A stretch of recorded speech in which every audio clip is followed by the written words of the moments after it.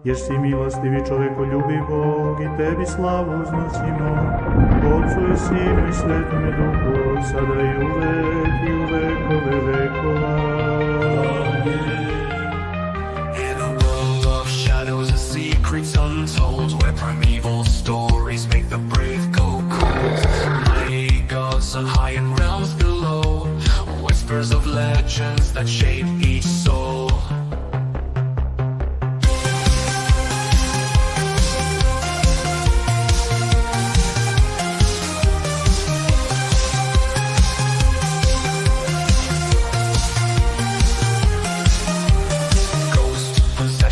And nightmarish dreams, cryptids lurking, nothing's as it seems, giants walking, angels and demons fight, only truth can bring the light.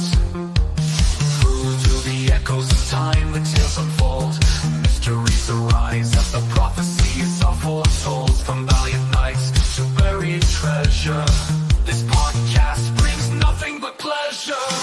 Welcome to myth, mysteries and majesty. Study with us, don't be a travesty. Theology, mythology, fantasy and horror, dungeons and dragons, Skyrim and Mordor.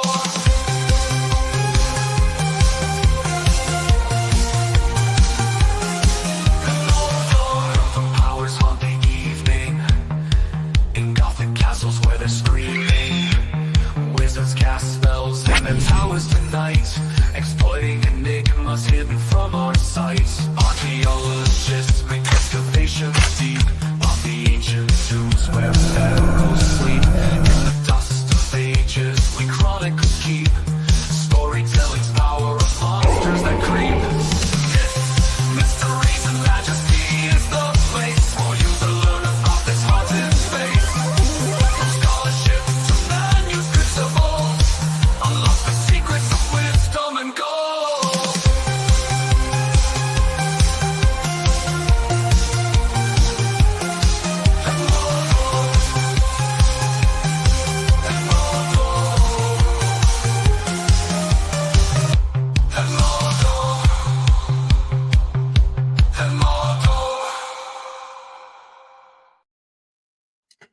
Blessed Sunday, everyone.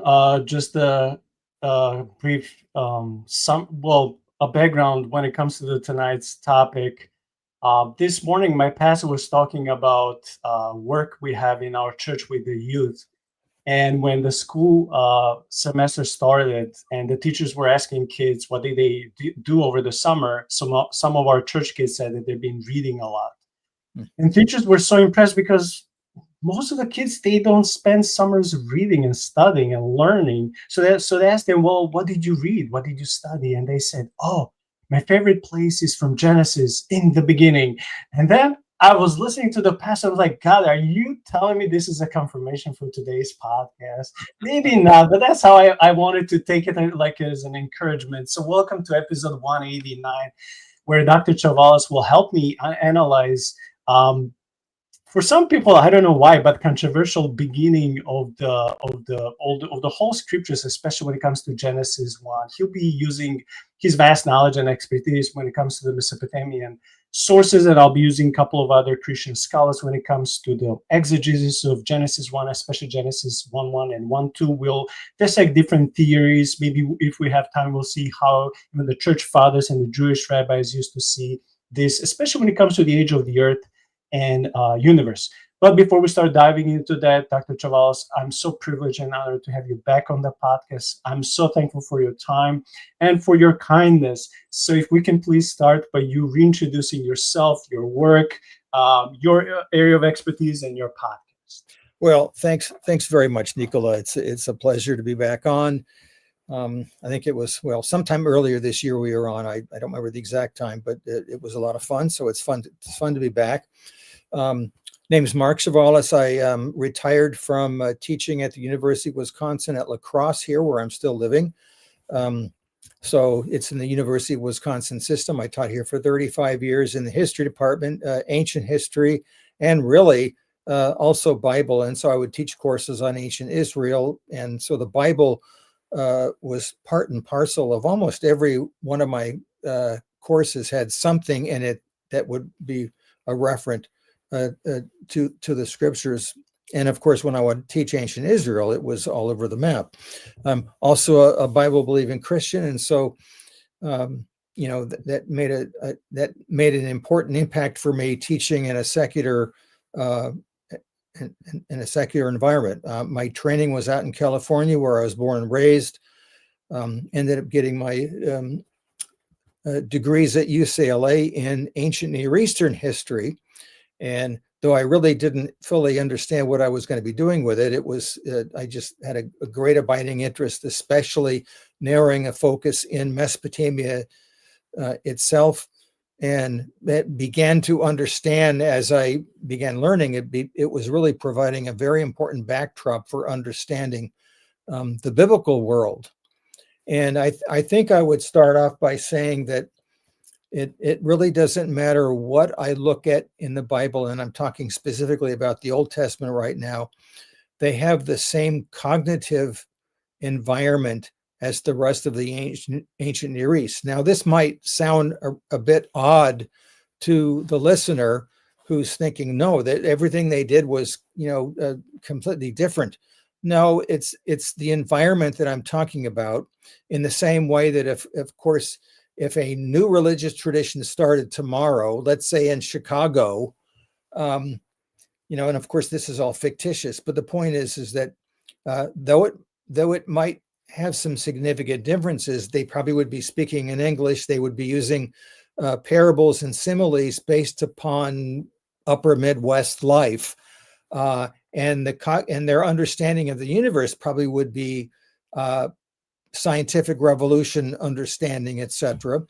But we look at the Hebrews and the way they write and how they write, they actually fit quite well into the environment of the ancient Near East. Now, we didn't know this until the ancient Near East began to be uncovered in the early parts of the 19th century, in the early 1800s. And so it's been roughly about 2 centuries. And so it's a pretty new discipline. Now, my particular field is Mesopotamian studies. And so we're looking at what would be the bulk of it would be ancient Iraq and Syria, but really spilling over into Iran and also into Turkey. And of course, if you read the early chapters of Genesis, especially when it zeroes in on one individual, Abraham, the writers go to great pains to make it clear to you that he comes from Ur of the Chaldees, which is right smack in southern Mesopotamia. I make the argument, by the way, in my own podcast, it's called The Buried Bible. Here's our little logo. I didn't make it. Somebody made it for me, and it looks really nice. My daughter and others were working on this. And so we have our own podcast, and I just try to work through biblical material and providing, an ancient Near Eastern context for it. It doesn't mean it's the only way to interpret things. It just means that I think that you can interpret the Bible better when you understand its larger environment. We have the biblical text, and then we have right now roughly 1 million cuneiform tablets. That's a lot of them. The bulk of them, more than, I don't know what the exact percentage, more than half are probably written in Akkadian, which was a Semitic language that really was the prime use for about 2 millennia in Mesopotamia. It's a language that has a linguistic connection to biblical Hebrew, kind of like it's a Semitic language, like Latin-based languages have similarities. And so because of that, it's been of great use to understand biblical Hebrew, but also the general environment. So if you start looking at, for example, ancient law codes in Mesopotamia and the law codes in the Bible, your first thought might be, well, this is rather odd. They look a lot alike. But when you scratch the surface, those similarities began to melt away. And the reason for that is because the Israelites pretty much take their cognitive environment and turn it on its head. And I'm going to try to show that by looking at some of the creation texts in Mesopotamia, specifically the Enuma Elish. And I think the reason I want to look at that one is because It's the one that's best known outside the Mesopotamian sphere, and it's the most complete one. It's also one of the latest ones, by the way, but it has pretty much the same basic understanding. But before I get there, I in many respects, the writers of the Bible understand their environment, and it's not the only reason they're doing it, but they are certainly reacting against their environment from a religious, cultural, intellectual standpoint. And their goal is to show that, I mean, their ultimate goal is to show that the God that they worship is the true God, and he's the only one. Okay. We may have some time later to talk about the whole nature of the Mesopotamian pantheon and how it's different, but we could start from that standpoint. So when you start seeing similarities, so for example, somebody says, "Oh, that Moses just copied the laws from Hammurabi," my answer is, well, hardly. They were both from the same cultural, they're from the same legal continuum. In the same way that if you start, if you're from 5025 and you're trying to understand, North America in the early third millennium, you're going to find out, well, it's really odd. I found laws in Iowa in 1825, and they're similar to laws in England 6 centuries earlier. How does that work? How did they just copy them? Well, no, they're from the same environment, or they might find laws in Maine that are state laws from 2025, and they're perplexed. Why are these similar to the ones in Iowa? And of course, for us, we're thinking, how could you not see the connection? There's a political continuum also, and so they're part of the same legal continuum. But like I said, the meaning behind their cultural paraphernalia is different. So I'm going to give you a couple comments about Genesis just to show you. So for example, in Genesis 1, what is around verses 14 or 15, when God starts talking about the heavenly lights, he doesn't call them sun and moon. He calls them the greater light and the lesser light. And in Mesopotamia, these two lights are extremely important deities that play an incredible impact in the daily lives of individuals. And so, but for the Genesis writer, they become props. They're important, but they're inanimate props rather than divine beings that are controlling aspects of your life, and they're not worthy to be worshipped. And so just that little thing like that is showing that the writer of Genesis is attempting to turn everything on their head. However, some of the similarities, maybe even the anecdotal ones, are so remarkably similar, they have been rather unnerving to people, especially those who, for example, if you go to seminary, you're probably not going to major in ancient Near East. And by the way, lots of my colleagues when I was at UCLA were actually seminary graduates, and they were unsatisfied that they wanted to know more about backgrounds, and they realized they would have to go into a secular environment to do it. But there were so many of us is that, we were like Christians. And fortunately for me, my two main teachers, one was a very devout Catholic, Giorgio Bucciolati, and so he had a high regard for scripture. We didn't, of course, see eye to eye on everything.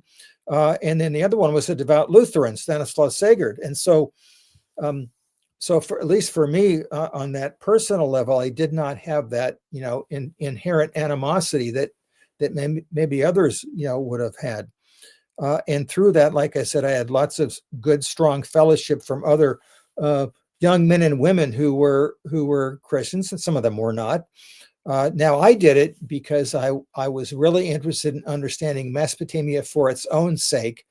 But as I began teaching, I realized, this is also really important for understanding, the context of the Bible. And so I spread out. And of course, as a Christian, I look at myself, I'm not a biblical scholar. I'm an ancient Near Eastern scholar who was attempting to provide a context for the biblical world.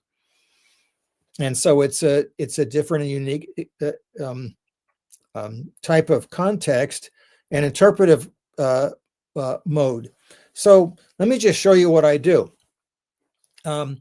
Regarding creation and the whole concept, if you start looking at the biblical material, and if,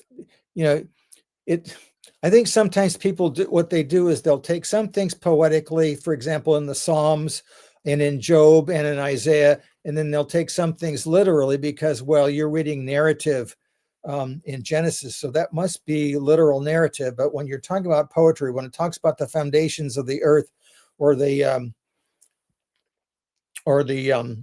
storehouses up in the heavens, and the three-part universe, by the way. So for example, in Exodus, it talks about when God is talking through Moses, and he's talking, basically he's making the covenant with the people. He's talking about the entire universe. And so what does he say? It's the heavens, and it's the earth, and it's the under the earth. It's that three-part universe. And it's the same phrase that Paul will use a millennium later in Philippians 2, when he's talking about when Christ is now speaking of Lord, he uses the same three-tiered universe, that he will be the Lord of the heavens and the earth and the under the earth. And for them, that was the universe. And you're thinking, well, they didn't understand this or that yet. Well, they didn't. And furthermore, when we ask the question, I wonder how old the earth is, or I wonder, whether the days are sequential in Genesis or the like. My answer is, I don't think the writer of Genesis has the same, I don't think he's answering the same questions that we're asking. And I think that's the problem that I have, is that when I start looking at the ancient Near East, I understand that people are asking different types of questions. So, here we are in the scientific revolution. One of our questions is, how did everything get here? And what's the origin of matter? And I don't think an Israelite or a Mesopotamian see things quite the same. Like, in other words, it didn't really, I should use it, this is a bad pun, it didn't really matter to them whether matter was there or not. It doesn't matter until it takes some form. Okay. Now, ultimately, I think you can make the conclusion about the God of Israel. Yes, he is transcendent. He ultimately is the creator of all matter. It stems from him, and it comes from him.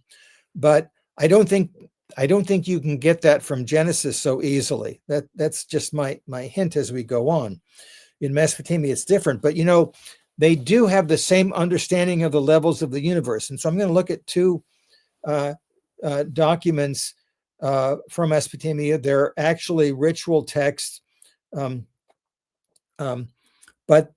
they're one is a Neo-Assyrian text from Ashur. It's early first millennium, and it's simply talking about the levels of the universe and what's there.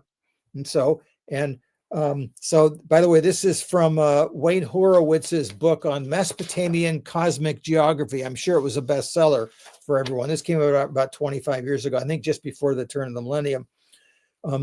This is how archaeologists and historians speak. Pre-millennium, millennials and premillennials. I'm a premillennial, evidently, because of course I spent more than half my life before the break. So this text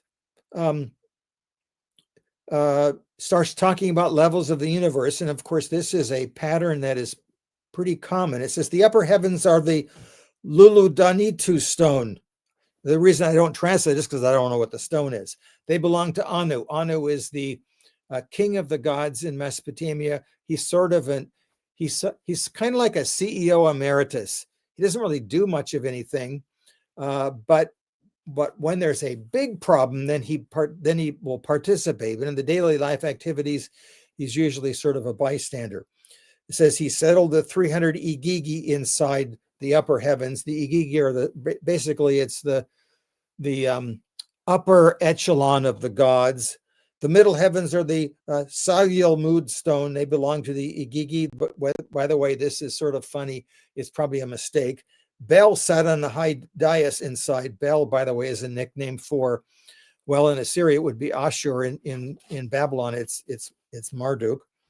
The lower heavens are jasper. They belong to the stars. Okay, so we can actually see those.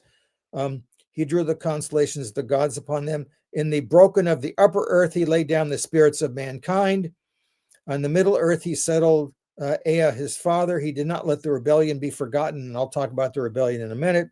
In the lower earth, in this house may date this text. It says he shut inside the 600 Anunnaki. And by the way, by the first millennium, the Anunnaki, who I know have become really wildly popular, are actually underworld gods by this period. And they're never described individually. They're just sort of like the group. Sometimes the Anunnaki are the entire pantheon of gods. Sometimes they're a very particular one. And that's just another story. And by the way, the term, I think I mentioned this in our last podcast, it just means princely seed. It has nothing to do with emanating from Anu. Now, another text pretty much says the same thing. And so I think I'll just skip that. So in other words, there are two documents like this.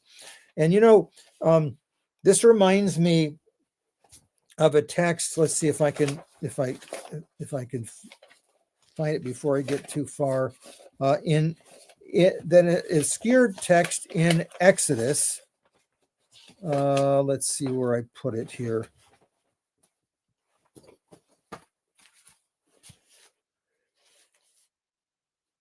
Oh, yeah. Exodus 24, 9 and 10. So let me get here for a second. This is, again, one of those anecdotal places where it's giving you information, but it's not, but you're asking a different question. So this is in Exodus 24. The people are affirming their covenant with God, and then in verse 8, by the way, Moses has sprinkled the people with blood. This is some sort of purification ritual, by the way. Then in verse 9, it says, Moses went up with Aaron, Nadab, and Abihu, and 70 of the elders of Israel. So this is like the inner council. And they saw the God of Israel. This is, you think about that. I mean, I don't know about you, but it's really easy to read the Bible, especially when you've read it your whole life. And it's like, wait a minute, did I see that before? They saw the God of Israel. What happened there? This is verse 10. And under his feet, there appeared to be a pavement of sapphire as clear as the sky itself. You're thinking, what? And something? That is not unlike the pavement that each heavenly level has. And it's almost as if in Mesopotamia, the idea was that each level has its own pavement and you can't get to it unless you've got permission to get through it somehow. And here's the same conception here, is that when God comes down, he brings his pavement with him. It's like, and it's said so nonchalantly. Now, what's the ultimate connection between the two? I think it's simply the same cognitive environment. They understand, in other words, God isn't teaching them to change your understanding of the levels of universe. And by the way, your science is a little off, etc. No, I mean, if you would have asked Israelites some of these questions, they would have said, did you miss the whole point of what's going on here? That doesn't make sense. Now, there are a variety of creation accounts in Mesopotamia that are quite earlier than the famous Enuma Elish. They're actually usually preparatory to the actual text itself. And so, in other words, they're rarely, if ever, the main topic of the text, but they'll give you a little preparatory. And so for us, we're starving to understand, so we grab hold of it. There are two traditions, one coming out of Nippur, one coming out of Eridu, which, by the way, according to the Mesopotamians, it was the first city. And it's probably the one in Genesis called Irad. Just a thought. But even the Enuma Elish, which, by the way, it comes from the first two words, and I joke that I get hives when I think of the Enuma Elish, because when I began my adventures in Akkadian, I had only 1 year of Akkadian before. Well, this is kind of like how it worked. You would enter into your graduate program, and it was pretty much a 7-year program. And when you entered into it, there were people that were already in year 4, in year 5, in year 6, etc. So they were the higher level graduate students, kind of like the ones that you looked up to, and then the series would turn around after that 7th year. So you might be in year 4 in terms of what the graduate courses might be. And so it just so happened that one of the graduate courses in my 2nd year of Akkadian was learning the Enuma Elish. In other words, we took an Akkadian class, and that was what we read for the entire semester. Well, that's all well and good, except that the Enuma Elish is written in archaic Akkadian, and you're thinking, well, what would be archaic? It's all old, isn't it? Well, yeah, it's all old, except that this would be kind of like when you began to learn English. And of course, you'll be aware of this, but can you imagine if somebody said, well, before you start really learning what we do, I'm going to give you a copy of Chaucer's Canterbury Tales in its original, so you learn English from that. Thinking, wait a minute, I just started learning. I watched some TV and I could do some conversations, and now I'm trying to learn Chaucer's English. After a few weeks, your head's exploding, and they say, well, all right, now let's work with some Shakespeare. What's all this thee and thou stuff? This is really, really hard. And so I've got a year of Akkadian under my belt, and we're learning archaic Akkadian. It's poetry. It's got lots of words. And though the Chicago Assyrian Dictionary is now complete and it's all online, it wasn't when I did this. Because I started my graduate program almost 50 years ago now. And so we had a couple of the Assyrian Dictionary works. And if you didn't have the others, there was a German one that you could look at. And my joke was, well, German's harder than Akkadian. But anyway, so when I start looking at the Enuma Elish, I always remember my background to it. Now, the one I have here, because I especially for the average person who might be interested in this might be the best place to get it. Stephanie Daly's Myths from Mesopotamia, which is quite cheap, but also you can get the whole thing on a PDF file because it's old enough now. I don't know if it's out of print, but it's certainly out of regular circulation. And she's done a brilliant job in translating. So I'm on page 233. She has what is called the Epic of Creation, which is kind of like a misnomer, which I'm going to show you in a minute. And there are lots of superficial similarities between this and what happens in Genesis, except that I kind of think the Genesis writer, and I'm going to throw this out as a little monkey wrench without bothering to say much about it, but in Mesopotamia, the concept of authorship is minimized under the concept of the text. And what I mean by that is the text trumps authorship in every way. And so if somebody would have asked you, all right, who wrote the Enuma Elish? The Mesopotamian scholar would have told you, what do you mean who wrote it? It starts off with the first one who began the tradition, and it goes through a stream of tradition, and I copied the last portion of it to make it relevant for you. And so I'm not the author. I'm the one who took the older edition, and I'm also basically I put it in the language of the new of my time period for my people. And I'm also a redactor, so I'm also making it relevant. And so who wrote it? Well, we all did. In other words, and you think about it, how many authors do we know in the Old Testament? Now, to be blunt, I'm firmly convinced that Moses is the primary source for Genesis through, Deuteronomy. However, I believe there's an editorial tradition on it, and I think that editorial tradition, by the way, is divinely inspired. But then you go through the rest of the text, and we have traditions about who may have written it, except, I kind of think Samuel probably didn't write Second Samuel because he died halfway through First Samuel. And so just little things like that, it's obvious that the Old Testament is emphasizing the text rather than the author at every point. And so I have no problem with the idea. I mean, I even think Deuteronomy, which is literally the second law, is a new edition of the previous covenant for the next relevant generation.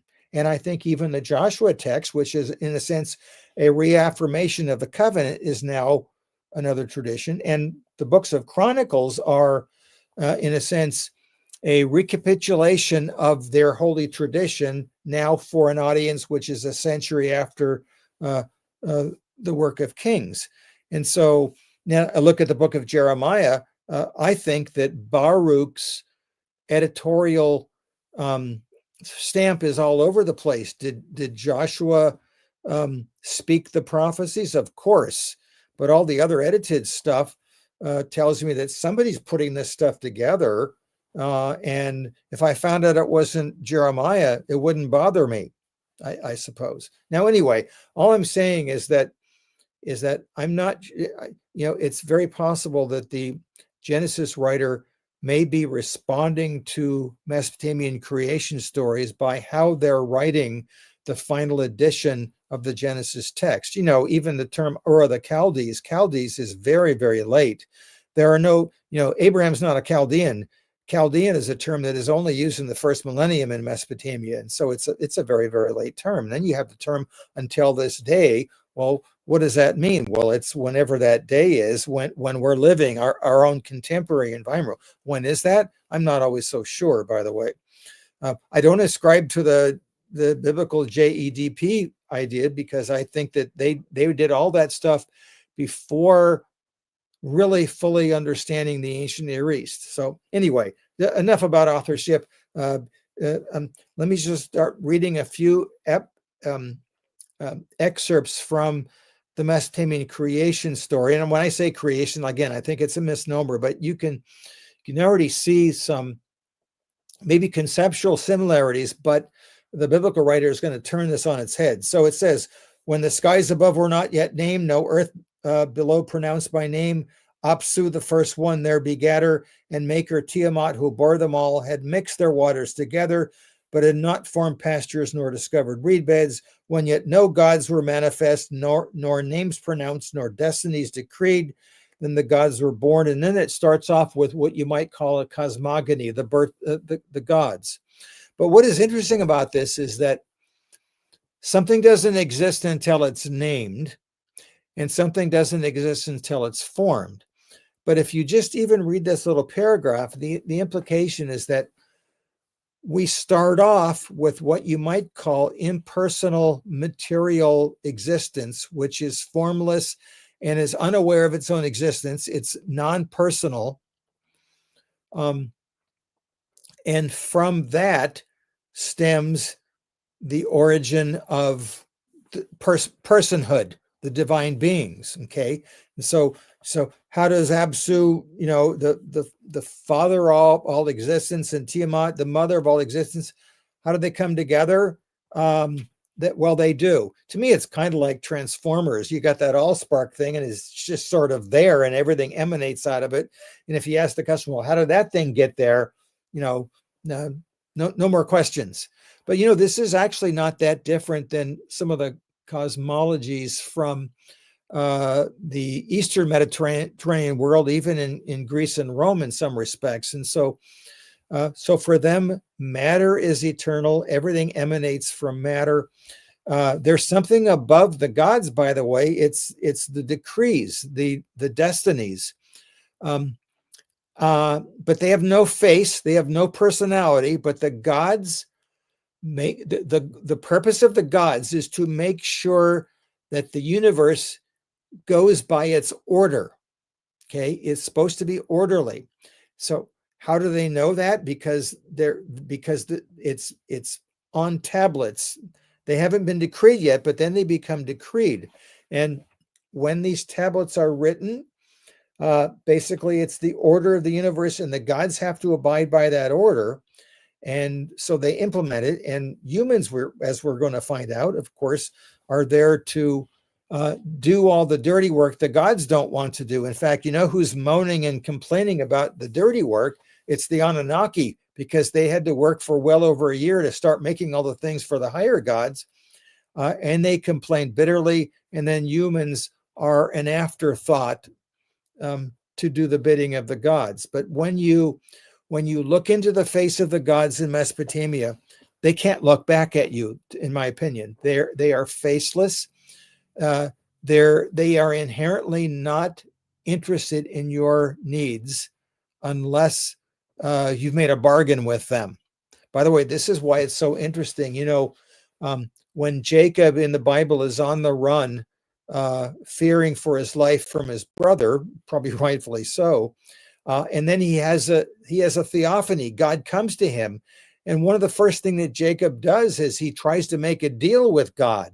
You know, if you do this and this for me, then you can be my God. Well, that's right out of polytheism.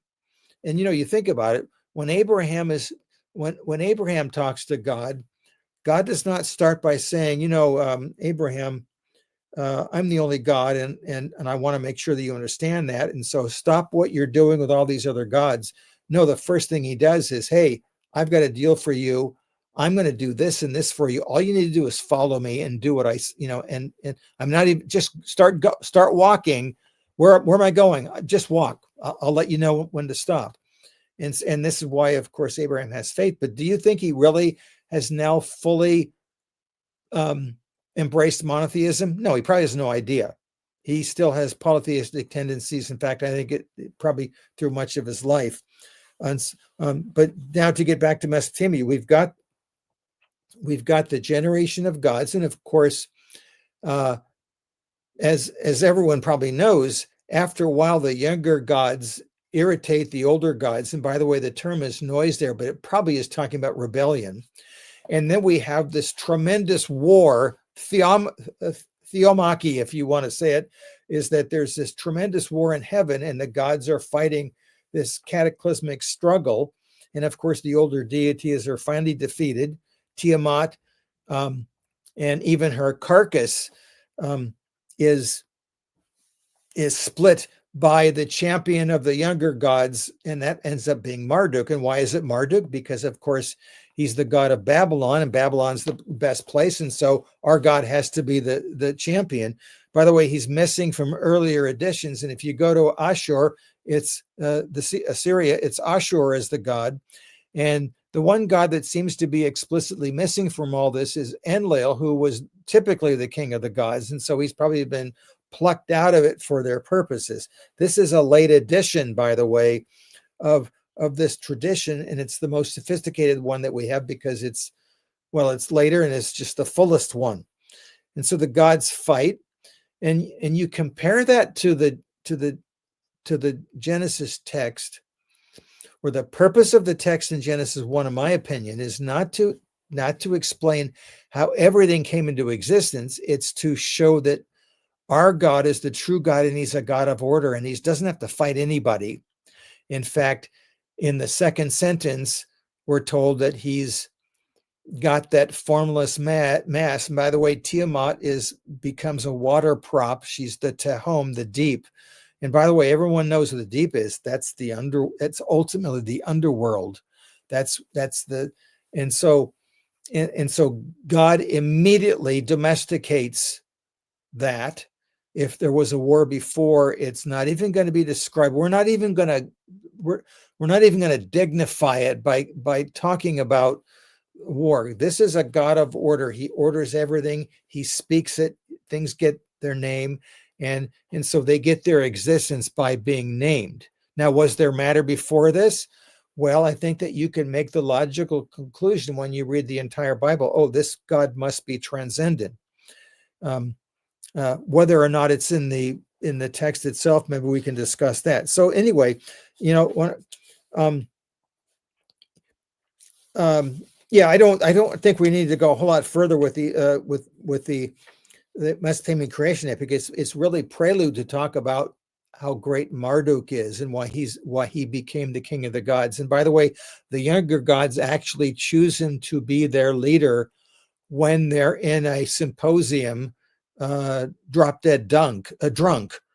And so they basically, and of course, Marduk says, yeah, you can pick me as your leader, but I've got a pretty stern agreement that you're going to have to agree with. And that means I have complete control over everything from now on. And they willingly accept it. Please be our leader. We have, we have no other choice. Please take over for us. And so when you start looking at the similarities, they're superficial, but the purpose behind it is completely different. In Israel, you've got a God of order who is in absolute and complete control of everything. And there's no strife, there's no fight, there's order. And his order, by the way, is not so much sequential, it's just orderly. It's, day 1 and day 4 are connected, day 2 and day 5 are connected, day 3 and day 6 are connected. And if you try to look at it, and to me, here's my problem with people who try to put the 6-day creation, etc., and the order, and they try to shove it. What they're doing is I think they're trying to shove it in their interpretive box to make sense out of it, rather than saying, wait a minute, we have rather than try to understand the Israelite conceptual world, which is a product of the ancient Near East. What are they thinking? Whenever I read the biblical text, and it's now sort of longer and harder for me, but I'm looking at a text and saying, well, and I know this is a John Walton phrase, but he and I, we were even roommates at conferences before we co-wrote some of our works, but and he never actually said this phrase to us because we would have laughed, but he said the Bible was written for us, but not to us. And of course, he's absolutely true. Here is, you're looking at the text in Genesis or whatever, it's written in its own real cognitive environment. And so I've got to try to figure out what that is. What are they thinking? And of course, I cannot completely escape my own environment. I think in English, and I'm a scientific revolution baby. I can't help it, but I can try to step out of it for a few minutes to try to figure out, what are these people thinking? Why are they writing this way? They're definitely not thinking like the scientific revolution, so I cannot superimpose that upon them. I think that is what has happened in many respects, but I'm not a scientist. And so I don't, as it'll be pretty obvious as we get on. So I'm trying to understand what that is, that environment, what's the greater Near Eastern environment that they're put in. And then from there, try to interpret the text. Okay. And it provides, by the way, a lot of gray rather than black and white material. And so I'll usually tell, that my classes, but even now my podcast, is that I'll let people say, wait a minute, you didn't get to your point. I said, no, it's just my method to show you that this is more complicated than you thought it was before. And so I think the Genesis text is more complicated. When you look at Genesis 1:1, I do not think that Genesis 1:1 happened before Genesis 1:2. I think it's a summary statement. If you were one of my students, I said, hey, Nicola, I need you to, I want you to, here's your term paper topic. Now go write your term paper, and you bring it back, and you don't have an introductory paragraph. And so I start reading it thinking, I don't even know what you're talking about. What's your topic? Oh, well, it's this and that. I said, well, here's your paper back. Write an introduction so I don't have to figure out what your topic is. And so I think Genesis 1:1 is introductory. Now I'm not a Hebrew scholar. I'm sort of a backdoor Hebrew scholar in the sense that I sort of learn what I know about Hebrew through the lens of other Semitic languages. And so it's sort of a unique take on it. And it also means that I don't want to be authoritative, but when but I'm well aware of the fact that when you read, let's say, the Jewish Publication Society translation and others, they understand that the first sentence in Genesis 1:1 can also be potentially a subordinate clause, and that the main purpose is not so much to talk about the ultimate beginning, it's to talk about what God is doing with the stuff, rather than to talk about origins. It doesn't mean that there aren't origins. It just means that I think that we're superimposing an answer. And I'll give you another example. Because of the nature of our culture, right about the late 60s, we began asking lots of questions in history. What were the lives of women like? And of course, why were we asking these questions? Because we were going through our own social and cultural and gender revolution, and the gender roles were beginning to change, rather remarkably. And so, of course, people were thinking, wait a minute, what does that mean when we study ancient Greece, or what were women like? But of course, when we start looking at the texts have no interest in answering our questions. And I think the biblical text is the same thing. I think you can study about women in the Bible, but you have to recognize that that's not one of the prime concerns that the writer has. I want to make sure you understand that the life of a woman was like this or that. That's just not, they're not even interested in telling you what the life of the common man was, let alone the common woman. So how do we get it out of it? That's the plight of any ancient historian. We're asking questions that they don't care to answer necessarily. And I'm saying that sort of tongue in cheek. It's not that they're not trying to answer them, that it's not in their wheelhouse. And so I think that the question about Genesis 1 is really more about order and purpose, is more important than anything else. At least that's my first blush. And then when I see it that way, then some of the problems that I have with the text start to melt away. And then other problems, by the way, superimpose themselves upon them too. So maybe I'll just sort of take a breath for a second and see whether this probably solicits some comments and questions. Yeah, it helps a lot for your understanding that Genesis 1:1 and Genesis 1:2 could be just the introduction of the creation week.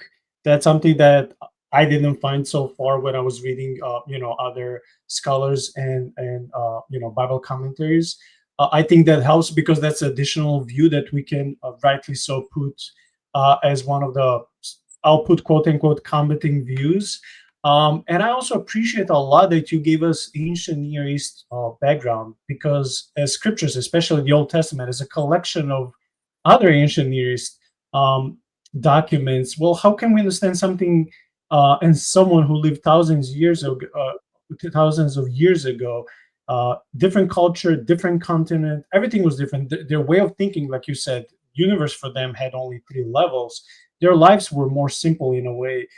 How can we understand them if we read them through the lenses of a 21st century Western, churchgoer, Bible-believing person? Well, thankfully, we have people like you who know these things, and they can dissect them parallel. Say, well, there are also tons of other ancient Near East documents that when we read, we can see so many parallels, similarities, but also differences.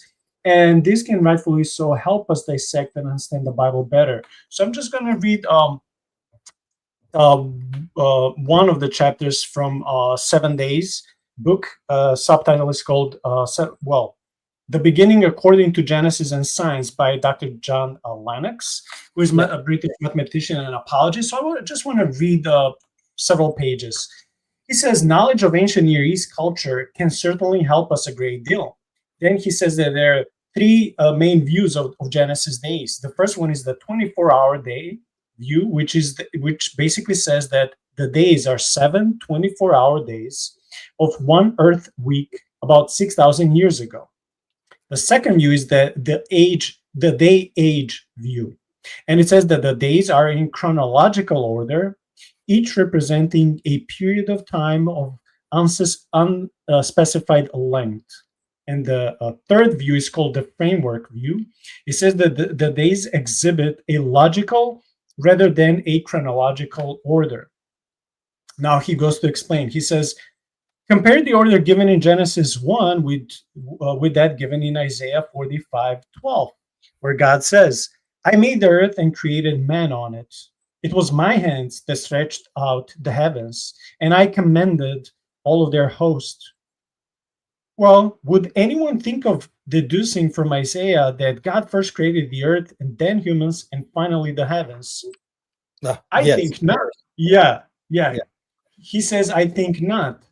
Isaiah is describing something real, events that really happened, but he's not relating them all together in the order in which they happened. The third of the major interpretations in our list, the framework view, prioritize logical order over chronological and is traceable to the time of the early church fathers. The idea is that Genesis days form a literary or artistic framework in which days 1 to 3 form a triad that corresponds to the triad formed by days 4 to 6, which is something you just mentioned recently, Dr. Chavalas. So, for example, day 1, we have light. In day 4, we have luminaries. In day 2, we have sky and seas. In day 5, we have sea creatures and winged creatures. And then finally, in day 3, we have seas, dry land, and vegetation.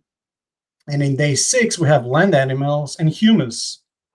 The first triad concerns giving form or structure to what was initially formless, and the second concerns filling the newly created but empty forms. Light, then, is created on day 1, and day 4 tells us about the light bearers, such as sun, moon, and stars.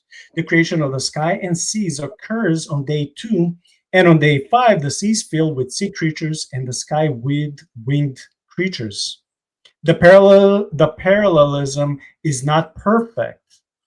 A further variation of view 3 is known as the cosmic temple view. According to Dr. John Walton, one of your, like I said, former roommates, his research on the ancient Near East led him to the view that the days of Genesis 1 form a chronological sequence of 24-hour days, but are, quote unquote, not given as the period of time over which the material cosmos came into being, but a period of time devoted to the inauguration of the functions of the cosmic temple and perhaps also its annual reenactment. At the simplest level, you cannot have plants and animals on dry land that does not yet exist. The very fact is they each held by godly, so all of these views, all of these 3 views are held by godly, thoughtful Christians who all agree that all of the central doctrines of the scriptures show us that the interpretation of the days is not a central doctrine. And I'm so thankful because I met people both in person and I think, well, mostly online, but I think sometimes even in person, you meet people who are so fundamentalist, not that they hold to the fundamental views of the Bible or the faith, but they read the Bible in a scientific, modern way, so literally that unless you believe the earth is only 6,000 years old, they will tell you that then you trust more science or anything else more than the Bible, and thus you don't believe God, and thus you're lost. And that grieves my heart because people condemn each other because of these views. Any comment on this before switching on analyzing what Yom can mean as the days in Genesis? Yeah, just brief. Though I don't agree with maybe perhaps every detail that John Walton does, I obviously agree with the fact that you have to provide it a Near Eastern context for this. And it is true that, so for example, everyone knows this sort of tongue in cheek, the sun and the moon, you kind of need both of them to have days. And of course, they're not created until later. I already forget what day it is, but the point is that it's like, I kind of like, right, how did you have days before the 2 of them occurred? And of course, the concept of day is rather irrelevant when you're talking about cosmic entities.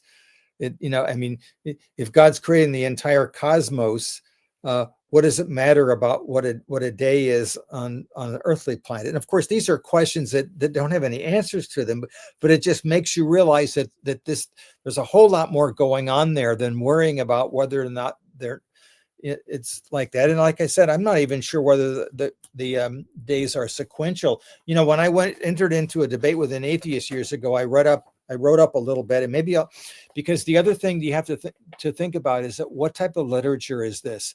Do I look at Genesis the same way I look at, let's say, the Psalms or Job? When I'm looking at poetry, do I interpret it the same? And of course, we were taught this in grade school, that you have to find out what type of text you're reading. Is it to be taken at face value? Is it to be, the Bible has hyperbole in it. Maybe I mentioned this before, but I think that for me, the silliest hyperbole that smashes the idea of literal interpretation of everything is about the fact that in Judges 4, it says, not a man was left of the Canaanites after they were defeated by Deborah and her gang. And then in the absolute next verse, a man was left. And so the point is that's literary hyperbole. Yeah, it's like saying, the Bears were slaughtered yesterday, but for somehow they got to play next week. I don't even know what the Bears did this today, but if they even played yet. But what I'm saying is that how can that be true if they were slaughtered, that they're no longer existent? No, it's just hyperbole to express the depths of their defeat.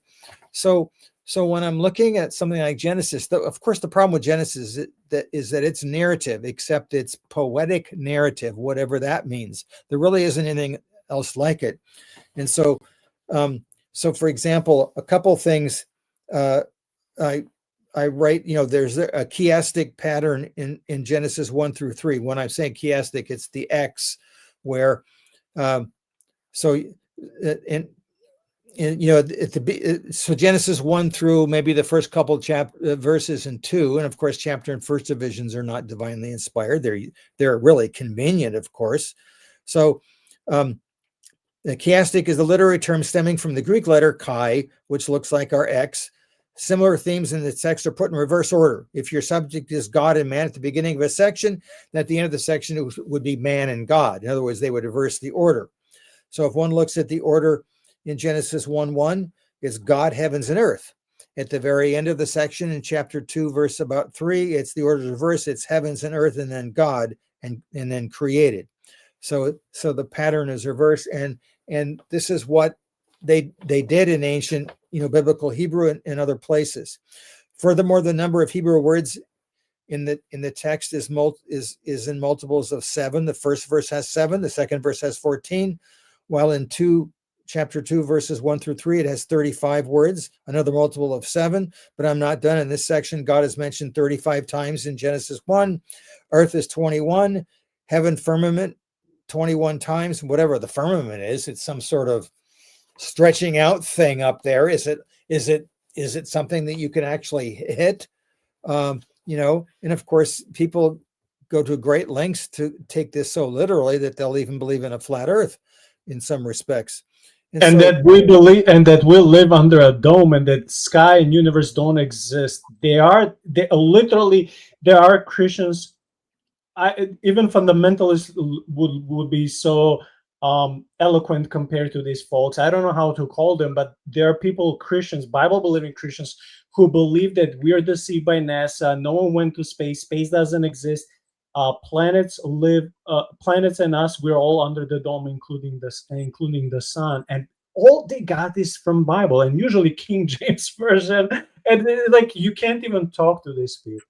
Yeah, and tongue in cheek, I would say something like, well, I kind of prefer that. It would be nice and homey and be a nice little, nice small environment, but probably not.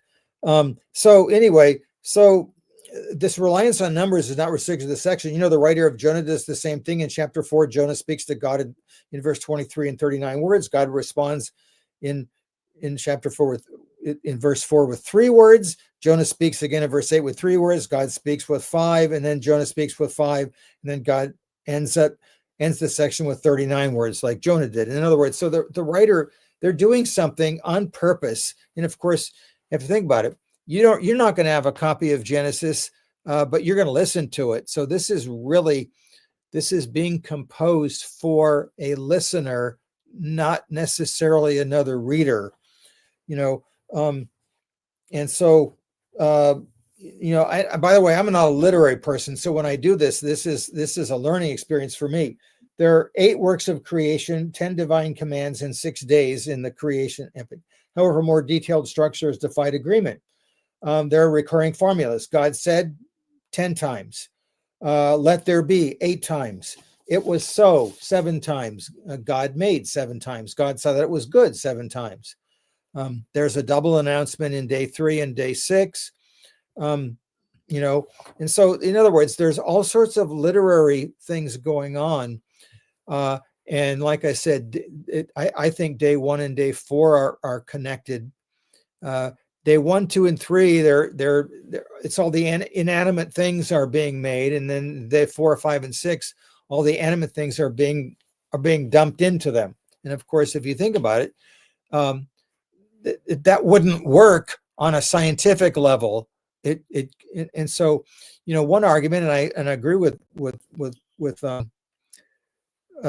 Walton and others, is that when you're looking at the Bible, sometimes it's talking in a cosmic way rather than a natural way too. And so when you've just into this, even talking. So, for example, I did a podcast recently on on Jesus and the demons in Mark chapter 5 and being thrown into swine, and they're doing this in the area of Bashan. Well, that's cosmic geography, because that's the nexus between heaven and hell, or the netherworld. And of course, I'm sure some of your readers know all about Mike Heiser, another one of our colleagues, who, by the way, the reason I appreciate him there's a lot of reasons I appreciate it, but he did all the legwork first. He struggled through seminary, graduate school, knocked his heads, went to conferences, wrote papers, etc. And then he came and brought it forth to an interested public. And so I look at his work and say, oh yeah, I know where he got that. That's from this Mesopotamian tradition or that scholar, and so basically I would look at Mike's work and say, oh, that's a really interesting thought. Then I'd put his book down and probably not look at it for a week. And I'd be off looking at all the resources that he presented to make sure that he was understanding them correctly.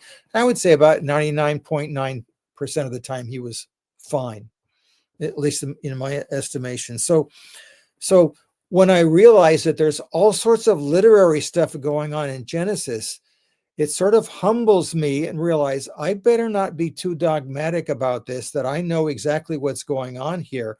If I don't even know exactly what type of literature this is, and like I said, the first word is not, in other words, Genesis 1:2 is not sequentially after 1:1. 1:1, if I take that as a summary statement, in the beginning, God created the heavens and the earth. In other words, he's the creator of everything. And the term there for create, again, I'm no Hebrew scholar, but I'm well aware of the term bara is a term that can either mean fashion or form or create. It doesn't, and the only way I would know it means to be created out of nothing would be context, but there's no real context. And by the way, sometimes a few other words to create or use. And so I cannot use that word to prove that it's a creation out of nothing there. Like I said, I can logically conclude it after reading the whole Bible and realize, oh, this is a transcendent being. And so everything was created out of nothing, but that's not the question that the writers were having at the beginning. So 1:1 is a summary statement. 1:2 is probably the main topic. Like, okay, now here's matter and it's unformed, and there's this thing called the deep, whatever that is, and it's a water prop for Genesis, but there's no war, and then starts the sequence of days. And of course, the term for day in Hebrew, it has pretty much the same semantic range as it does in English. How do I know a day is 24 hours in English? Context. Sometimes, by the way, it's 12 hours. In other words, what did you do today? Well, I wasn't interested in what you did in the middle of the night. I'm talking about the time that you were awake, between, at 6 a.m. and 6 p.m. And if I want to talk about what you're doing later, I say, what are you doing tonight? So we know what we're talking about when we say day, whether it's a 12-hour or a 24, or as an old codger, if I want to show you that, sports players were better in my day than they are in your young whippersnapper days, or something else. Say, in my day that, they had a greater commitment, in the 60s or 50s or whatever. And of course, everyone knows what I mean when I'm talking about day. I'm talking about era. What does it mean in Genesis? I'm gonna say that it kind of looks like a 24-hour day because it talks about evening and morning. But I'm gonna hold the juries out, and I'm certainly not going to criticize you for working through it and having your own opinion, especially. And this is one of my well-worn phrases. I know there's something wrong with my theology and my interpretive abilities, but I'm not sure where they are yet until you help me figure out where they are. Or, when I say you, I mean you and collectively, and even with my podcast, as I'm sure you'll see, people don't usually ask questions, they make comments. And, they'll say, all right, this is why I think you're wrong, or that, etc. And I'm okay, that's interesting. But it's stretching me. It's making me think, all right, I didn't think of that before. All right, great. So, and of course, that's what happened in graduate school, and hopefully it's happening your whole life. And so why is that any different with the Bible? I know my goal is certainty, but certainty doesn't stem from my interpretive ability. It comes from God. The Bible isn't called it. I'm not saying these words are wrong, but when you use the term inerrant and infallible for the Bible, you're using terms that the Bible doesn't use for itself. They're negative terms. It does talk about the fact that it's authoritative and it's the power of God. So, for example, one of my proof texts for that is Romans 1, where 16 and 17, where Paul talks about what the gospel is. It's God's power. And so the whole concept of inerrancy, though I'm not saying it's wrong, it's sort of superimposing upon the text something that it wasn't concerned about like we are.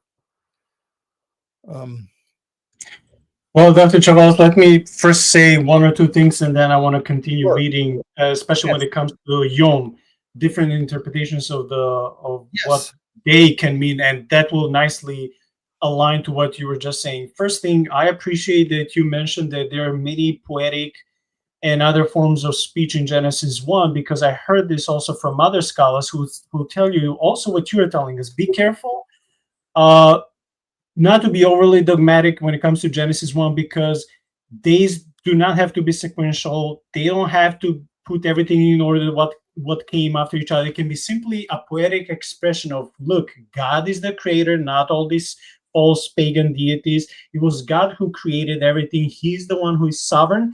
Look how he prepared the habitat for humankind as the crown of his creation. And here we are. This is our beginning. This is our history. This is this all comes from the loving Father who did this for us.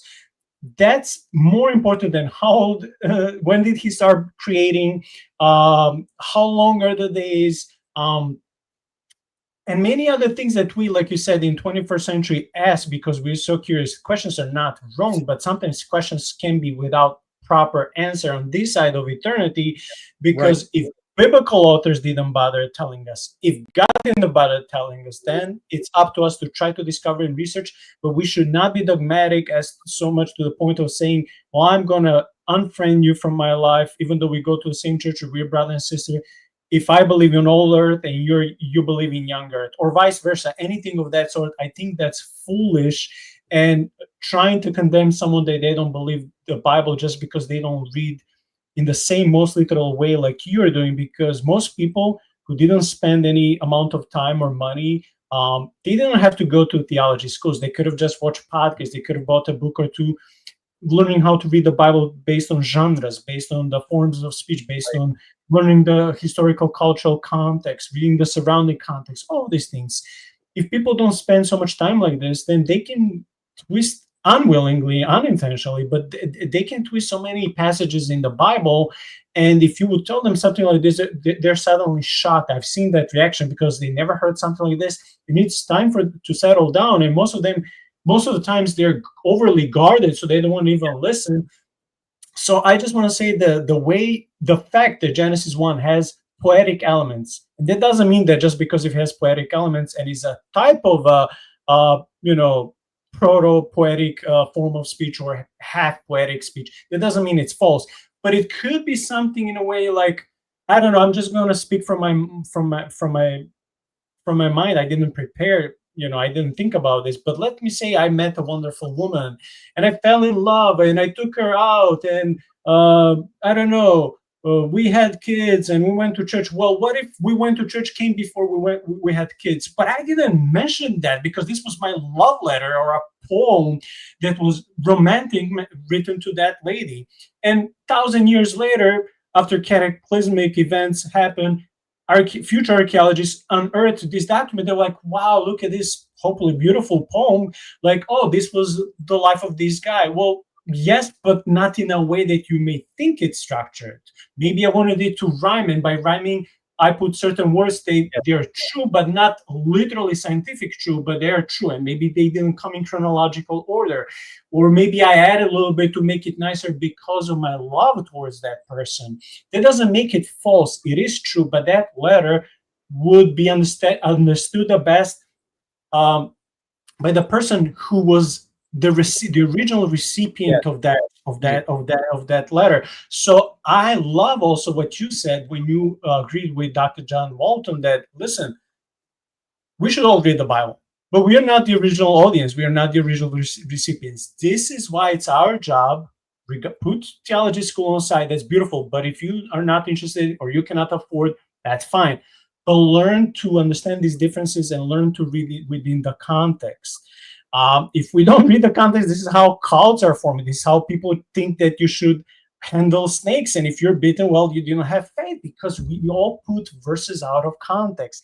And this can be dangerous for our lives, for faith. And even when we relate to our fellow Christians, the way we act towards them in a judgmental, jerky way. And this all comes from our ignorance. Well, it says in the Bible.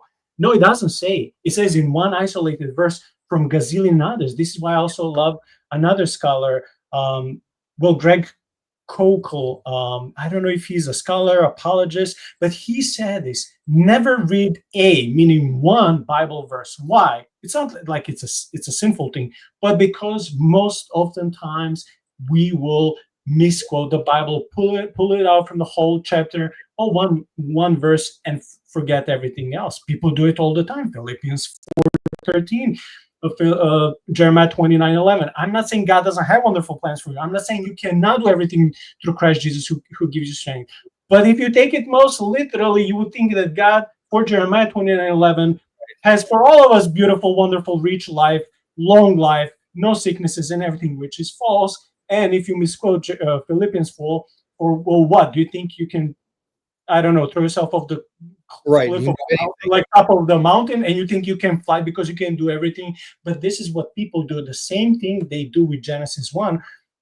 And it doesn't hurt me because it's not my life, but it starts bothering me when I see people condemning others because of that. So this helps us greatly to learn the styles and genres of writing and understanding, like, okay, well, what was authors, Moses's and Holy Spirit's main goal? Well, Yahweh is the one who is creator. It's not Baal, it's not Marduk, it's not a plethora of these, divine council gods that came from Mesopotamian, other, Babylonian, Assyrian, and other sections. It's God of the Bible. I will continue reading. I just want to read briefly 2 comments. One comes from a guy called Scuba Dude. He says, I love Dr. Chavalas. That's amazing. And this is our brother, I believe, from Ecuador, Del Misterio. He says, I listen to your guest channel all the time. Nice. So you have a couple of fans, Dr. Chavalas, and I'm glad that Yeah, the day came to night. So the meaning of the word day in Genesis 1:1 until Genesis 2:4. The first meaning, the Hebrew word yom or day, is first mentioned in Genesis 1:5, which says, God called the light day, and the darkness he called night. What is the natural reading of this statement? Here, day is contrasted with night, so a 24-hour day is not in view, but rather day in the sense of daytime, roughly 12 hours, which is another thing that you mentioned, Dr. Chavalas. Compare John 11:9, where Jesus says, are there not 12 hours in the day? The words for day in Greek and in English, as well as in Hebrew, have several primary meanings, and daytime is one of them. Number two, the second time the word the day occurs, again in Genesis 1:5, this time day involves evening and morning. So this would naturally be taken to refer to a 24-hour day. So now we have two primary meanings for the word day in the same verse. Number three, the next occurrence of the word day that we need to pay attention to is the account of the seventh day, the Sabbath, on which God rests from the work of creating. There's no mention here of evening and morning as there was for each of the first 6 days. If, for instance, we ask how long God rested from his work of creation, as distinct from his work of upholding the universe, then St. Augustine's suggestion that God sanctifying the seventh day by making it an epoch of time that extends onward into eternity makes good sense, and one that is followed by many commentators. Thus, the 7 days different from the first 6 days. The sequence of days comes to an end, and God rests from creation activity. And he's still resting up to this present day. That is, we are still today in God's Sabbath rest. God is not, however, resting from all activity, and we know this because in John 5:17, Jesus says, my Father is working until now, and I'm working. 4. Finally, in some translations of Genesis 2:4, such as NIV and CEV, we meet the expression, when the Lord God made. In fact, the word when is used to translate the Hebrew word in the day. Clearly, the author has no more a 24-hour day in mind here than an elderly man would said a following sentence. In my young day, there were very few aircraft in the sky. He would be using the word day quite correctly to describe a period of time, not one particular day in one particular week.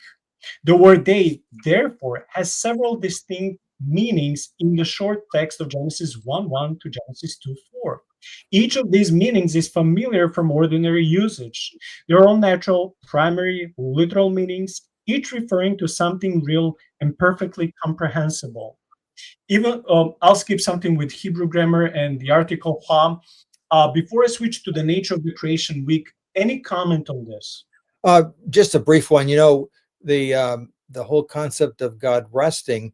If you think of him as like an ancient Near Eastern king, he's the king of the universe, of course. But in ancient Near Eastern kings, we have year dates for a lot of them. And what do they do for a year? A year date basically is talking about a propitious event in the life of the kingdom, usually centered around the king, and the year would be named after that. Actually, it would be the next year. And there usually are two types of things that kings do. They either make war or they build something really, really cool during peacetime. And when they're done with these things, and so in other words, if I'm not making war or I'm not building, you know what I do? I cease. By the way, the term is not really resting, it's ceasing. And what is God ceasing from? Like a king, he's ceasing from his activity of war or building. And you know what he does now? He sits on his throne and he starts the activity of working, and that's ruling.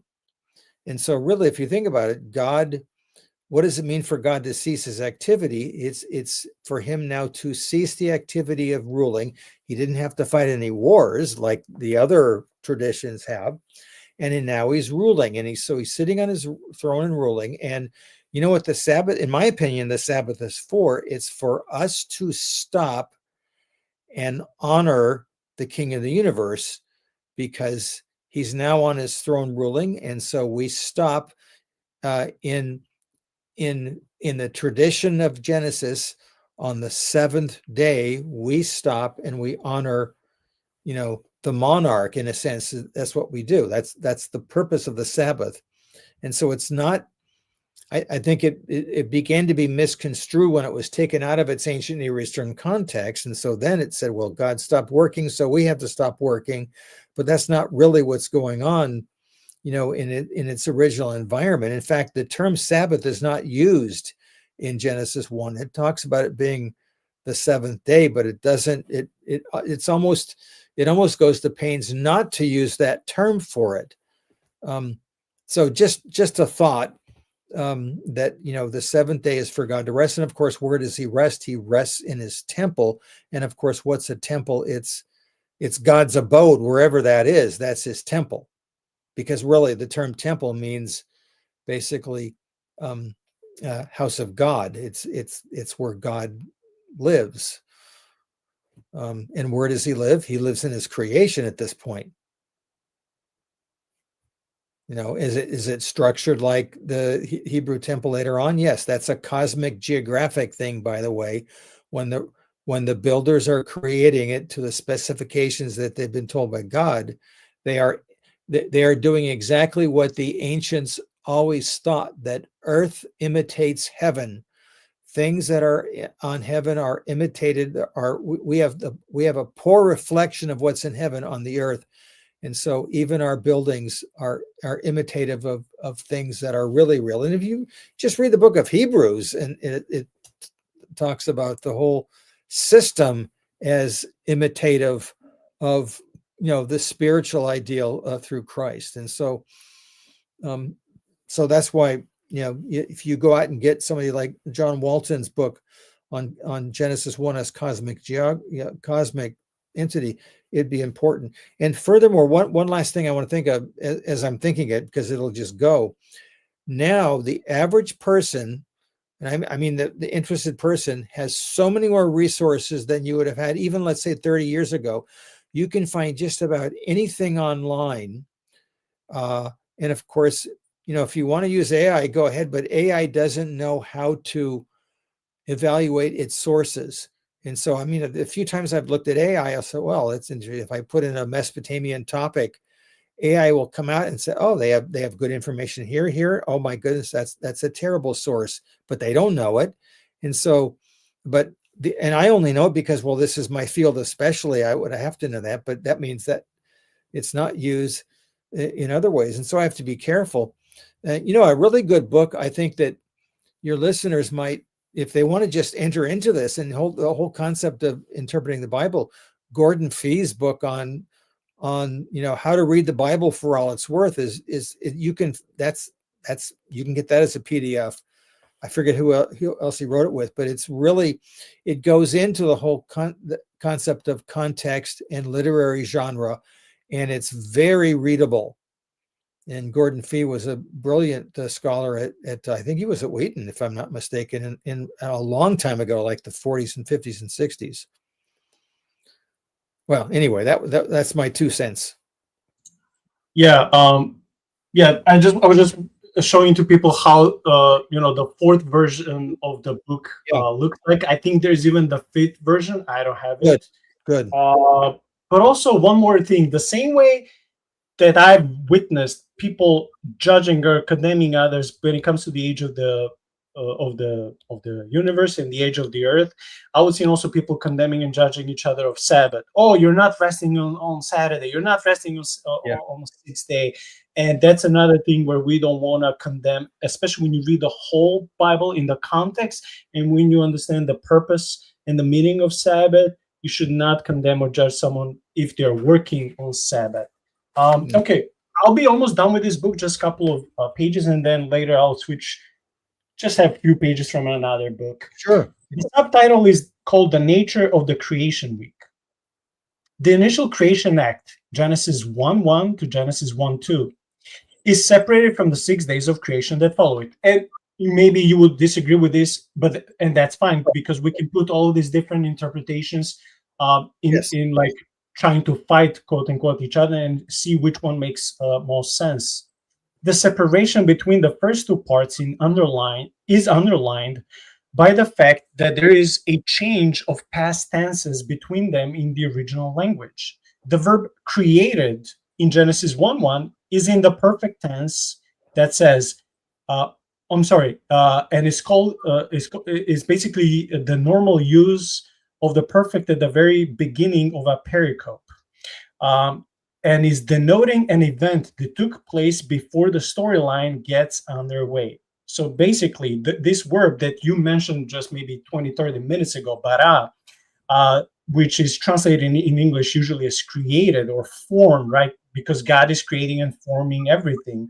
Again, according to Hebrew grammar, is used in perfect tense, and the normal use of the perfect at the very beginning of a pericope is to denote an event that took place before the storyline gets underway. Accordingly, there is a switch to the narrative tense beginning in verse 3. It is therefore linguistically plausible, though admittedly not so obvious, that the beginning of Genesis 1:1 was not necessarily intended to be understood as part of day one, as is frequently assumed. The initial creation could have taken place before day one, but Genesis does not tell us how long before. Nor does Genesis 1, verses 1 and 2 tell us how long the creation of the heavens and the earth took. Indeed, astrophysics would indicate that the heavens existed a long time before the earth. The text of Genesis 1:1 is separating the beginning from day one and leaves the age of the universe indeterminate. That core message is important for our culture. God, the Word, is primary. Matter, energy, the universe, and life are derivative. We might say that creation is word-based, and here I would cross-reference with John 1. It consists of a sequence of speech acts in each of which God injected a new level of information and energy into what is an open system in order to advance creation to its next level of form and complexity. A second important observation about God speaking is that on two of the days, God speaks more than once. Days 1 and 2 concern the inorganic world, as does the first mention of "and God said" on day 3. However, on day 3, there is a second "and God said" that triggers the origin of life. The wording of the second part of day 3 is interesting. It says, "And God said, let the earth sprout vegetation, plants yielding seed, and fruit trees bearing fruit in which is their seed, each according to its kind on the earth." We see this in Genesis 1:11. This could imply that God starts life going and allows its potential to develop from there. Think of all the variations of the theme dog that have developed or been bred originally probably from wolves. They did not each require a special "and God said." Also, Paul points in Acts 17:26 that all the many races, colors, and kinds of humans have arisen by development from the first humans. The point of the repetition "and God said" in day 3 is to underline that life did not come from non-life simply by processes of development. In day 6, a similar thing happens. The first "and God said" leads to the creation of animals, and the second to the creation of human beings. However, there is no suggestion that human beings were made by development out of the animals. Right. According to Genesis, between the existence of animals and that of humans, there stands "and God said." There's so much more. For the sake of context, it will help, but I'll stop here when it comes to this first book. It's a very short one, very affordable one by Dr. John Lennox. He wrote it because I believe he had it on his heart when he saw how often are Christians debating each other, and not just debating, debates are fine, but arguing and throwing insults at each other when it comes to the creation week and how this earth. So he wrote this, he basically put his research into a short book. So I provided the name of the book in the videos, text of the body, so you can buy and learn more. Before I switch to the second book, especially the day age theory by Dr. Russ, because there are actually 4 views in here. I just want to read shortly when it comes to the old Earth view. But I will give you any time if you would want to add or comment on something that I've just read, Dr. Chavalas. No, I think that, I know a little bit about Lennox because I know he's a strong believer. And so I've actually seen a couple of his discussions, and as a scientist, he seems, absolutely brilliant. And even listening to that, certainly very reasonable. And so it again makes you want to think and realize, oh, there's a whole lot more going on here than meets the eye. And so even if we quibble over particular details, it's simply, usually because of a matter of perspective or trying to look at things. But it allows for the possibility of multiple ways to interpret the text. And so from that standpoint, I'm all for it. And I think that, and even, that would be something that would be fun to learn through. Now, by the way, I want to just plug one other book too, real quickly. Richard Clifford, he wrote this about 30 years ago, Creation Accounts in the Ancient Near East and the Bible. Now, he's a bit liberal, but I think that you can still get the gist of looking at, he really goes through all of the Sumerian and Akkadian traditions, plus a little bit about Egypt and Ugarit, and even later Hellenistic Near Eastern materials, and then comparing them to the Bible. And so this might be of use for some people, but again, like he said, he wasn't he doesn't necessarily uphold the authority of Scripture like we might, but still, I think a very reasonable one, as long as you're looking at it maybe with a little bit of guarded, understanding. Yeah, thank you for that book recommendation. So again, I'm going to switch to this book called 4 Views on Creation, Evolution, and Intelligent Design. And I will read sections from Dr. Hugh Russ's chapter on Old Earth. Okay, I'll start briefly with page 73. Day-Age Creationism is the subtitle. The day-age perspective springs in part from the Hebrew word for day used in Genesis. This word, yom, has 4 distinct literal definitions in biblical Hebrew, and I don't have to repeat this because Dr. Lennox was already explaining this. But what is important is this. The day-age view upholds sola scriptura, the doctrine that the Bible alone is authoritative propositional revelation from God.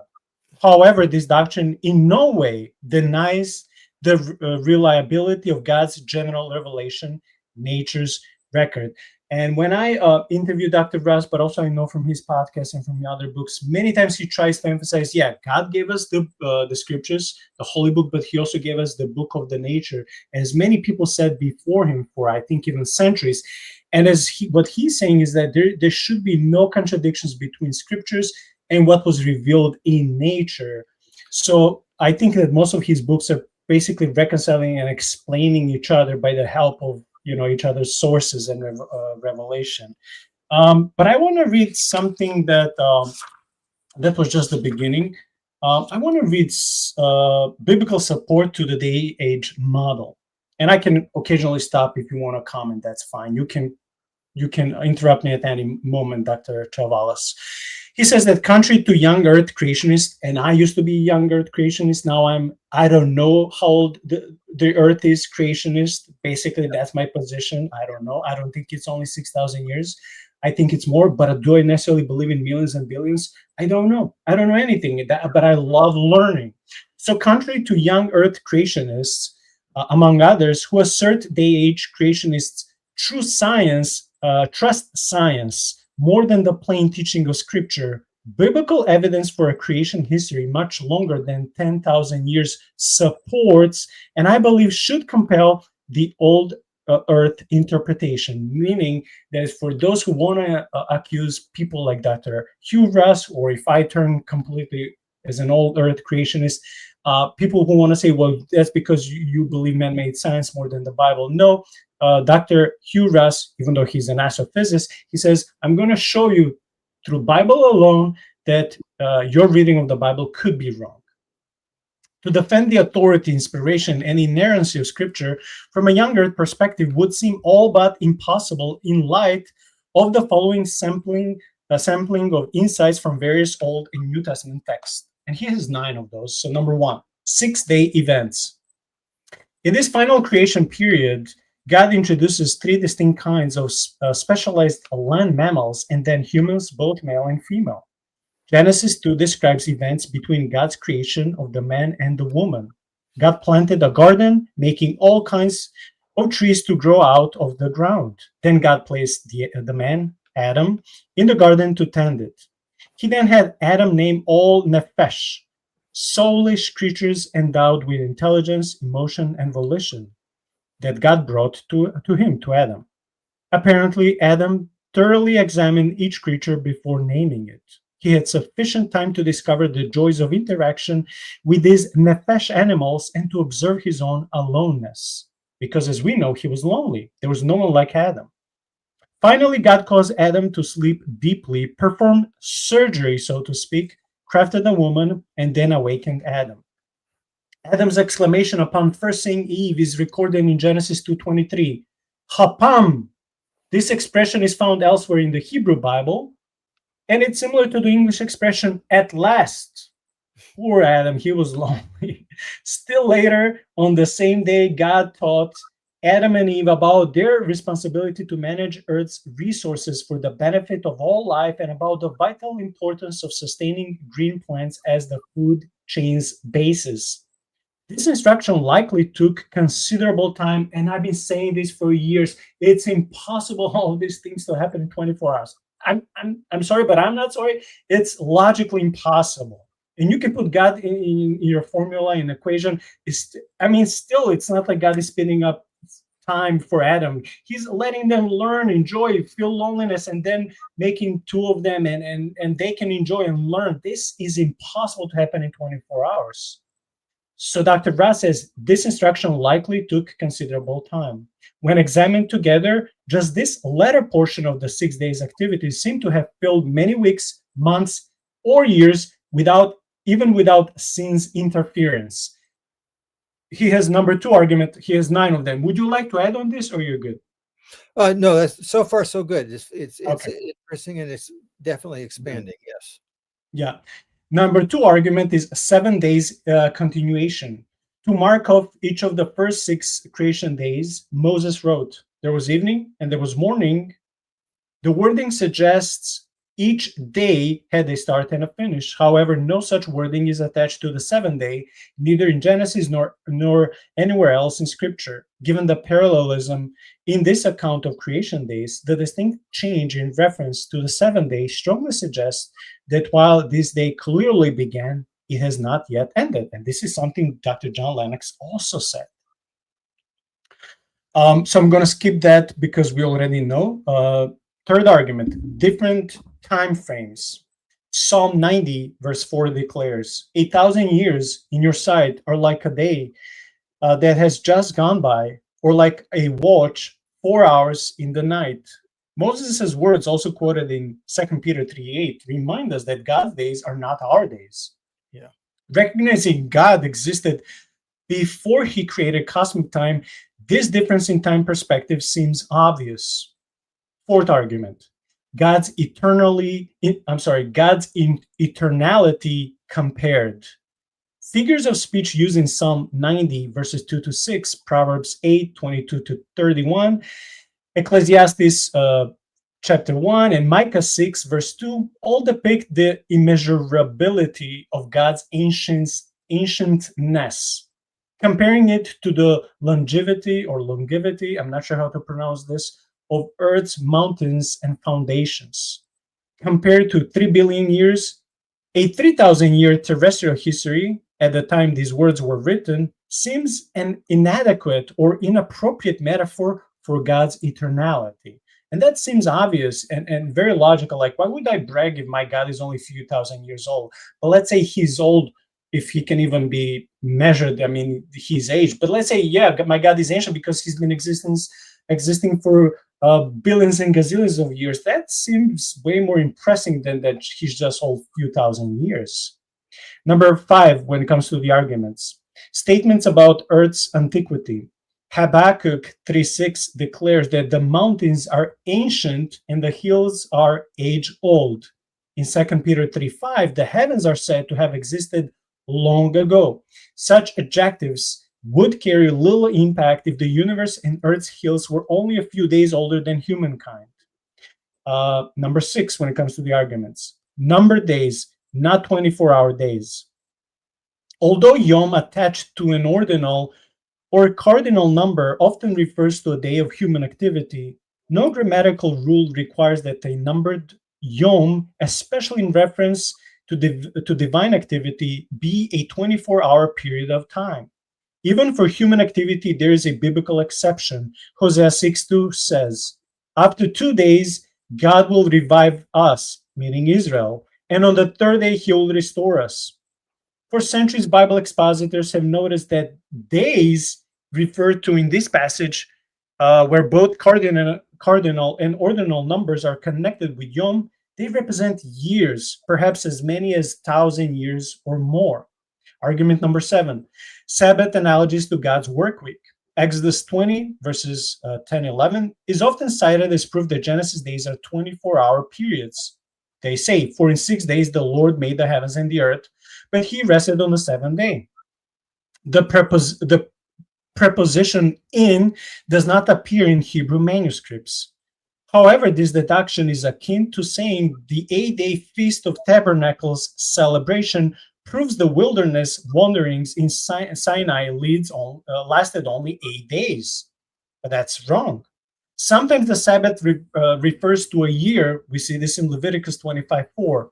While human well-being is best served by one 24-hour day's rest in every 7 days, the land's well-being in yielding crops needs 1 year's rest in every 7 years to be optimal. Given that God has no biological limitations, his rest period is completely flexible. Exodus 20 focuses more closely on the pattern of work and rest, a ratio of 6:1. Argument number 8, and then I have one more and I'm done. Bloodshed and the atonement doctrine. The Bible teaches the shedding of Christ's blood is the one and only acceptable atoning sacrifice for sin. Hebrews 10, verses 1-4 explains that the blood of animal sacrifices could not and did not take away sin. Thus, in no way does the atonement doctrine demand a creation scenario in which none of God's creatures bled or died before Adam sinned. And argument number 9, evening and morning, quote unquote, statements as transitions. Some creationists cite the Hebrew words ereb and boker, translated as evening and morning, as conclusive indicators the creation days must be 24-hour periods. However, ereb also means sunset, night, and evening, or at turn of the evening or between evenings, while boker means the dawn, end of darkness, the coming of dawn, or beginning of day. So ereb and boker in Genesis 1 may well refer to the ending of one time period and the beginning of another, regardless of the length of that period. Some argue a 24-hour period is implied because, as they say, everywhere else in the Old Testament where evenings and mornings appear, the context indicates a 24-hour day. However, in none of these passages does day, Yom, even appear. In none does the Genesis 1 phraseology that says, "and there was evening and there was morning," appear. And in each case, the context is a period of human activity, not God's. This is the shortest, because there's so many wonderful things that Dr. Hugh Russ was writing, but this is the shortest and that I read. So I'm sorry if it took me a while, but I thought this was very important for the context and for our listeners. When it comes to my part, Dr. Chavalas, I'm done. Is there anything you'd like to comment or add on this, both to what I read or even from your Mesopotamian sources? Well, first, both of the scholars, I mean, they're obviously, I think, very thoughtful and very reasonable. And so all of these, if any of those things are correct, then it causes you to, like I said, to have to reevaluate and not want to be dogmatic about your own particular interpretation. And that's where I would get from all of those things, because you might say, well, he's probably wrong about this or that, well, that might be true, but that doesn't that that that doesn't mean that the questions can't be asked. And if you put that all together like that, it means that I probably should go back and reevaluate. And like I said, for me, trying to put Genesis 1 in the context of ancient Near Eastern creation epics, if you want to call them that, it provides a different perspective. And I said, if the primary purpose is to show that God is a God of order and control, complete control, because really, if you think about it, if you had an ancient Israelite in front of you and you basically started proposing all of the arguments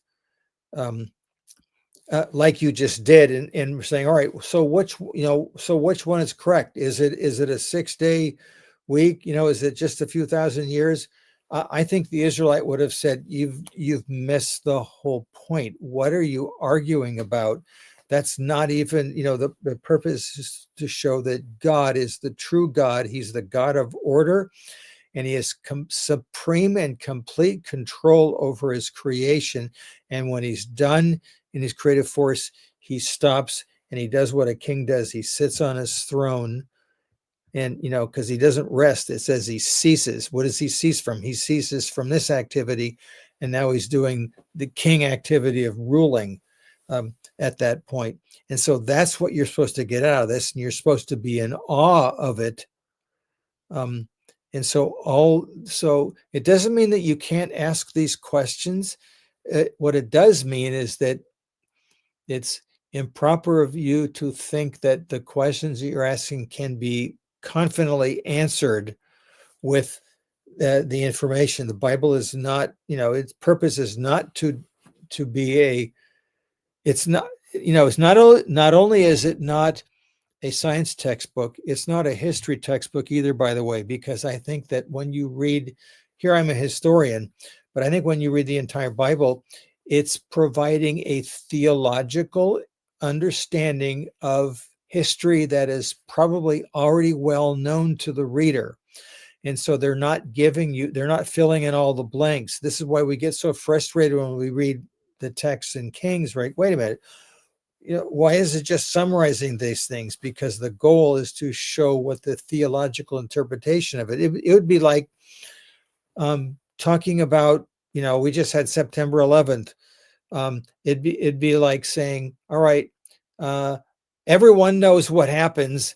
And so all I want to talk about is what I think has happened since then and what God was trying to tell us, through it. And so I'm going to give you the theological interpretation of 9/11. But here we are thousands of years later, and you're thinking, wait a minute, but what's the actual event? All I hear about people talking about, this or that, or but I still can't get a complete handle on the actual event. There's not enough information here.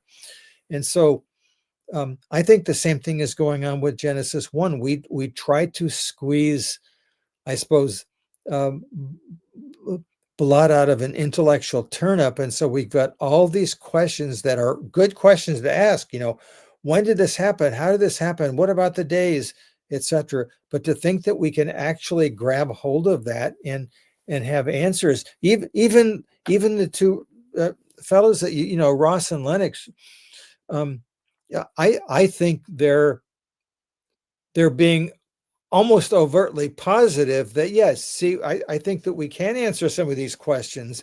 And here I am, maybe I'm an agnostic, where I'm saying, now that I have the understanding of the ancient Near East, since these questions weren't the ones that are primary on the writers and on the intellect of the recipients, then it's sort of hard to get those questions answered.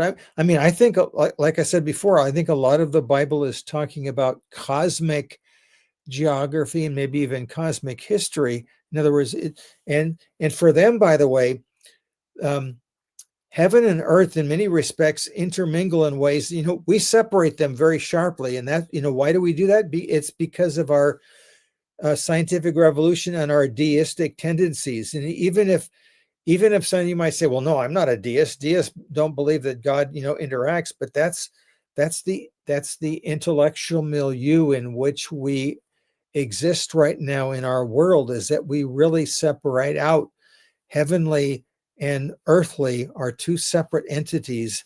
And so this is how we operate when we think about these things. But the Israelite was just the opposite. Yes, I understand the difference between heaven and earth, but they're a unit. And so they're not to be separated so easily. And so there's no reason why I can't talk about natural geography and cosmic geography, which I think happens occasionally in some places. That's what I talked about Bashan. And so that complicates the issue for us, because we've got our naturalistic lens from the scientific revolution, and we're trying to permeate their lens. And if we don't realize that their conceptual universe is so different than ours, we're going to run in trouble. And this is why we can look at it and say, wait a minute, if these days aren't sequential and they're not literal days, then there's a mistake. And of course, when I debated this fellow years ago, afterwards I thought, you know what he is? He's an anti-fundamentalist. In other words, he's taken the scriptures in a way that I don't take them, but he was taking everything literally. So literal and wooden in a way that for him, he would find contradictions because he was incapable of understanding the text in all of its, possible literary values and cosmic importance, etc. And so in many respects, I think that you're right. Those who are called fundamentalists, they're arguing for their powers. In other words, they're arguing from their powers of interpretation rather than allowing the text to speak from its own environment. And I think that'll cause more potential error. And of course, and I understand why. It appeals to our religious sensibilities. I want to be absolutely convinced about spiritual truth because it's really, really important. And so this helps me get all of my theological ducks in a row. And my answer is no. The only one who has his theological ducks in a row is God. And philosophically speaking, I think that we won't even have them all in a row when we're in heaven, because we'll spend an eternity learning about God's infinity, and we'll never fully understand. And so if that's the case, we probably should have a more, maybe a humble perspective on knowledge. Like, we're just doing our best. And so if I might be wrong, my goal should be, God, help me understand this the best I can. But it means that I can't be authoritative about it when I'm talking to you. And so even in my podcast, I'm saying, I'm going to give you my best shot as to what I think this means. And then sometimes people get frustrated. Wait a minute, you didn't tell us what the final answer was. And it's because I don't have one. So, and I even think the rabbis would have understood this, because sometimes, they would read a text and they knew there could be multiple interpretations of a text. And so, and the joke was, you have 10 rabbis, you have 11 interpretations. And their answer would be, actually, it's not so much the conclusion, it's the journey. In other words, I'm thinking about God, I'm learning about God, and whether I get the final answer to this is not as important as the fact that I'm on my journey with God. And so that's just my theological take on things, is that and because of that, I can appreciate somebody coming from a mathematical standpoint who wants to understand scripture. He has every right to do it as much as I do. And an astrophysicist, I mean, it's like, wow, who has all of this knowledge about the material world, and he's still trying to make sense of it, from a biblical model. Well, that to me is really impressive. because I'm always having people asking me about creation. I'm saying, it's above my pay grade. I can tell you about regular history and how to try to fit things in. But when you're talking about the cosmic section, that's way out of my league. Yeah, and because you mentioned the rabbis and having different history of interpretation, I just want to add that we don't have time for this, but Dr. John Lennox mentioned several of the ancient Jewish philosophers and rabbis who actually did not see that the universe and the earth were young. One of them was Philo, Maimonides, or Moses ben Maimon, right? He was also very famous. Then we have Shlomo Yirchaki. Then we have Ginsburg. Then we have a number of church fathers such as Justin Martyr, Clement of Alexandria, Origen, and so on and so on. So it's not just if people want to say, well, you're twisting what the Bible is saying. Well, no, even the Jewish rabbis and the early church fathers, they didn't see necessarily that the earth is only and the universe are like only 6,000 years old and that they're young. No, it's a question, like you said, that there has no definite answer. We can use the Bible, we can use the science, we can come to the best possible explanations and answers on this side of eternity, but we still don't know the definite answer. And this should not divide Jesus's bride, the body of Christ. Amen. That being said, I just want to mention that this Friday evening, my co-host Sean is taking off. I'll be hosting Dr. Doug Petrovich. We'll be talking about Nimrod and his PDF and book. Sunday, I'll be talking to one of Dr. Hugh Russ's associates. We'll talk about one of Dr. Ross's book. I think it's called Improbable Planet, how God designed everything intelligently and how Earth is able to not just birth life, but also to be a habitat that will make life flourish. So we'll be talking about some laws of the universe, how God designed everything perfectly. So this coming week will be amazing. Please subscribe, like, share our material. Everything we do here is completely free. Pray for us because in these dark days when truth is suppressed and attacked, when you may even pay with your life if you stand for the gospel, we also need not just likes and subs and financial donations. We also need your prayers. That being said, I provided links to Dr. Mark Chavalas' books and his podcast, so please subscribe to his podcast, buy some of his books, learn, be encouraged to learn more. Don't be so dogmatic. Don't backstab and each other because if you disagree on certain positions. We're not talking about one of the fundamentals of the faith, such as Jesus' divinity, salvation by faith, the doctrine of the Trinity, and so on. We're talking about creation and how it is there. Come on, don't hate each other because of that. That being said, may God bless you. Be encouraged to follow the Lord. I will see you Friday with Dr. Petrovich. And I'll see you Sunday with a scientist that will be talking about the design of the earth, intelligent design, and things of that sort. Dr. Chavalas, thank you so much. May God bless you and reward you, and may your ministry even be even more fruitful. And I may see you again where we'll be tackling just another interesting, fascinating topic. Thank you. It was my pleasure. Thank you. God bless you.